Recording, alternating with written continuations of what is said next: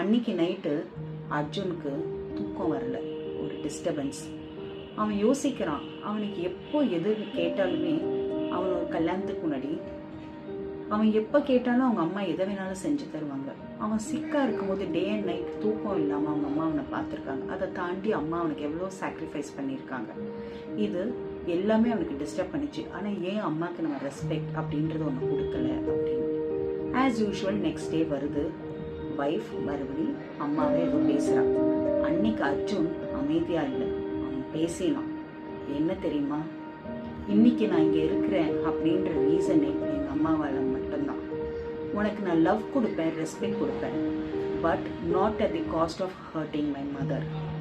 இந்த வீட்டில் ரெஸ்பெக்ட்ன்றது ஆப்ஷனல் கிடையாது, not for you not for her அப்படின்றது. அப்போது ஒரு சைலன்ஸ் இருந்துச்சு. பயத்தினால கிடையாது, அந்த வீட்டில் அப்போது ரியலைசேஷன் பாயிண்ட் இருந்துச்சு. அன்னைக்கு ஃபர்ஸ்ட் டைம் 3 பேரும் ஒன்றா உட்காந்து சந்தோஷமாக சாப்பிட்டாங்க. எந்த ஈகமும் இல்லை, எந்த டிஸ்ரெஸ்பெக்டும் இல்லை, just understanding.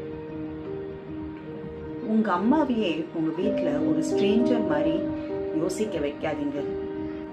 Don't be a good husband by becoming a bad son. Thank you.